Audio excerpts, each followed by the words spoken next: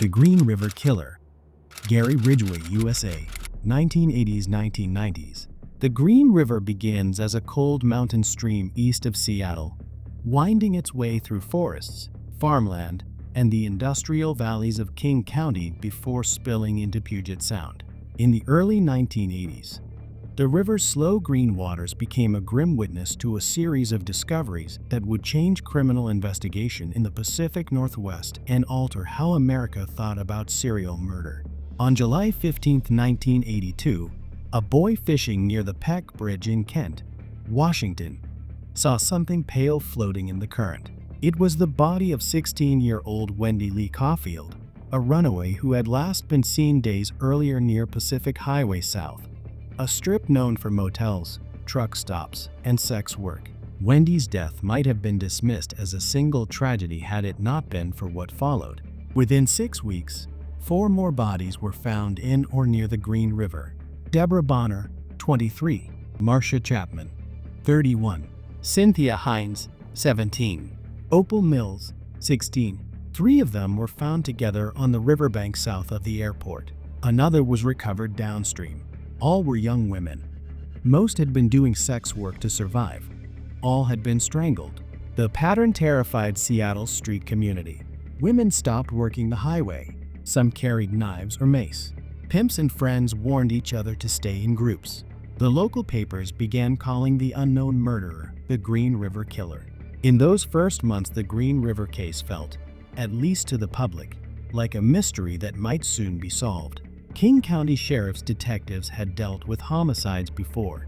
Seattle in the 1970s had known the Ted Bundy murders. But by late 1983, the body count kept rising. Sometimes remains were discovered by hikers, sometimes by road crews or loggers. In wooded ravines or gravel pits south of the city, shallow graves and scattered bones told of yet more victims. For the women on the streets, many of them teenagers, some with drug dependencies, others runaways from abusive homes, the knowledge that someone was hunting them spread fear. Mothers, sisters, and grandmothers went to police with missing person reports, often frustrated that their loved ones' disappearances were not treated as urgent. By the spring of 1984, the case was no longer a string of individual homicides. It was officially one of the largest serial murder investigations in U.S. history. Sheriff's Detective Dave Reichert, a former patrol deputy with a calm demeanor and persistence that colleagues admired, became one of the central figures. A special Green River task force was created, eventually numbering dozens of investigators and analysts. They built giant wall charts linking names, dates, and locations. They searched riverbanks and wooded corridors again and again. Hundreds of tips came in. Hundreds of potential suspects were interviewed. The work was exhausting. The killer seemed to know how to choose victims whose disappearances would go unnoticed for days or weeks. Bodies were often found far from the abduction sites and badly decomposed. Forensic science in the early 1980s had little to offer beyond blood typing, hair comparison, and shoe print analysis. Detectives chased many false leads. Among the men questioned was Gary Leon Ridgway, a quiet spray painter at a truck plant in South Seattle. He had been spotted in areas frequented by sex workers and had a minor criminal record for soliciting prostitution. In 1984, Ridgway even passed a polygraph test, at a time when polygraphs were still regarded as a strong screening tool. That result moved him down the suspect list. Ridgway's ordinariness was his camouflage. Born in 1949, raised in SeaTac, he had struggled in school but held steady industrial jobs. He had married more than once and divorced more than once. Friends saw him as socially awkward, sometimes intensely religious, sometimes hypocritically judgmental about women he called immoral. He frequented sex workers even while condemning them. Inside his own mind, as he later admitted, he had begun killing in 1982. He would pick up women along Pacific Highway South in his pickup truck, drive them to a secluded stretch of woods or to his house while his third wife was away, and then strangle them, often within minutes or hours of meeting them. He disposed of the bodies in places he knew from years of driving the region's roads. The Green River itself, rural clearings, or ravines along Highway 18. Sometimes he returned later, as he told investigators after his arrest, to revisit the sites, an admission that matched what Ted Bundy had hypothesized to detectives when they consulted him in 1984. By the late 1980s, the list of likely Green River victims exceeded 30 names. In the early 1990s, the confirmed number climbed over 40. Each discovery brought new waves of grief to families and fresh pressure on investigators, but no arrest. As the years passed, some detectives retired or moved on. Others stayed, convinced that evidence collected and carefully stored, even when it yielded no answers at the time, would one day prove decisive. Those who endured through the long stalemate remember the case as a weight that never left them. The binders of crime scene photos, the charts of missing young women, the knowledge that a killer was living somewhere in the same community. By the mid-1990s, the killing seemed to have stopped. Whether Ridgway had actually stopped or whether some victims remained undiscovered was not yet clear. The case was formally still open but felt, to the public, cold. Through the early 1990s, the Green River case remained one of the most expensive and extensive murder investigations in American history. In the basement of the King County Sheriff's Office, boxes of evidence were preserved: hair and fibers from victims, ligatures, soil samples, photographs, even minute biological traces. Detectives believed these relics of unsolved murders might one day speak, if science advanced far enough. By the mid-1990s, forensic DNA analysis was transforming how crimes were solved. Techniques that once required a visible bloodstain or large biological sample now worked on traces invisible to the naked eye. Cold case detectives began sending old evidence for new testing. In 2001, scientists at the Washington State Patrol Crime Lab were able to extract and profile DNA from several decades-old samples recovered from victims' bodies in the early 1980s. When those profiles were run through the state database, they matched a man whose DNA was already on file due to an earlier conviction for soliciting prostitution: Gary Ridgway. The news electrified the still dedicated members of the Green River Task Force. They had long suspected Ridgway. Now science had provided a genetic link.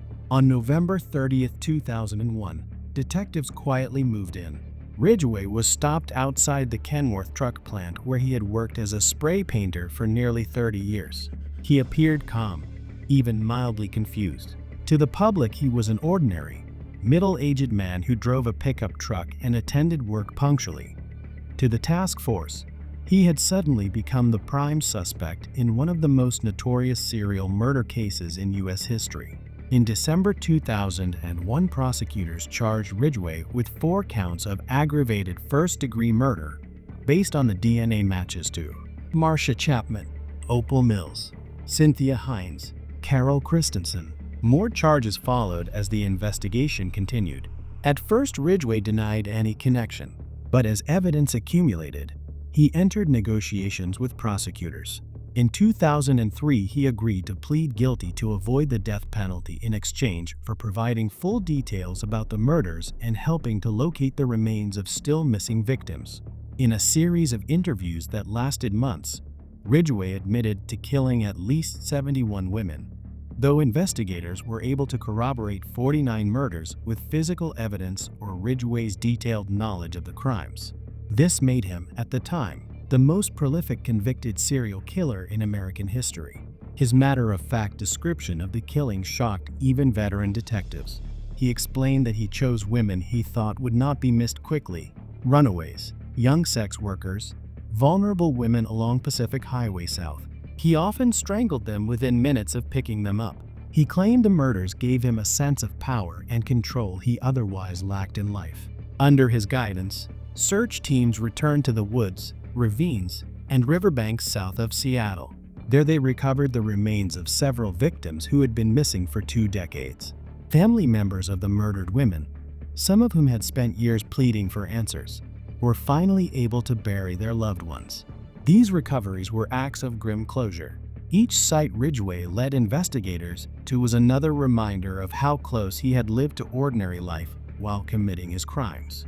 On December 18, 2003, In a packed King County courtroom, Ridgway stood before Judge Richard Jones and formally pled guilty to 48 counts of aggravated first-degree murder. An additional conviction for a 49th victim followed later. He was sentenced to 48 consecutive life terms without the possibility of parole, plus additional years for tampering with evidence. During sentencing, relatives of the victims addressed Ridgway directly. Some expressed anger and grief. Others, remarkably, offered forgiveness. Ridgway, usually unemotional, broke into tears when one father told him he forgave him.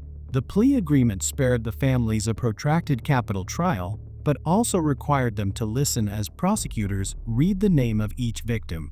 A roll call of loss spanning 2 decades.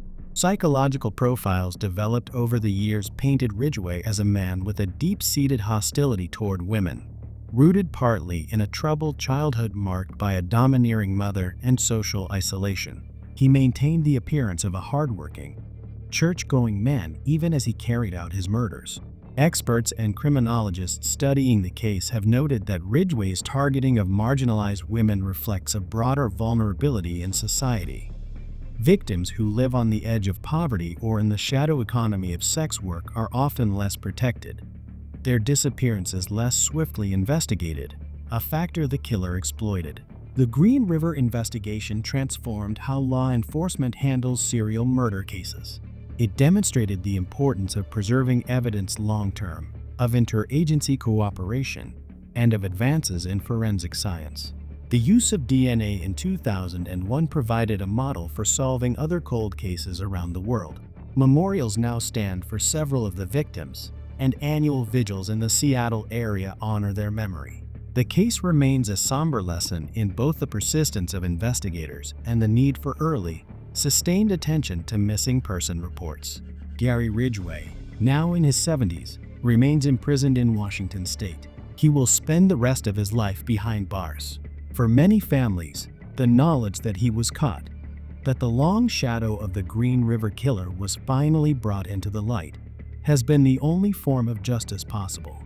The Green River still winds through King County, a slow, green-brown current reflecting trees and bridges. People fish there again. Joggers run along its banks. But those who remember the 1980s see more than a peaceful river. They recall the search parties, the yellow police tape, the faces of daughters, sisters, and mothers lost. The story of Gary Ridgway is not only about the evil one man inflicted, but also about the decades-long determination to uncover the truth. It underscores the quiet heroism of investigators who refused to give up and of families who kept the memory of the victims alive until the case was finally solved. If you found this deep dive into the true story of the Green River Killer both informative and eye-opening, please like this video, share it with others who follow true crime investigations, and subscribe to our channel. True Crime Spectrum, we bring you well-researched, fact-checked, and respectful accounts of the world's most chilling cases, honoring the victims while uncovering the truth behind the headlines. Stay tuned for more authentic true crime stories, where every detail is verified, every victim is remembered, and every case is told with the care it deserves.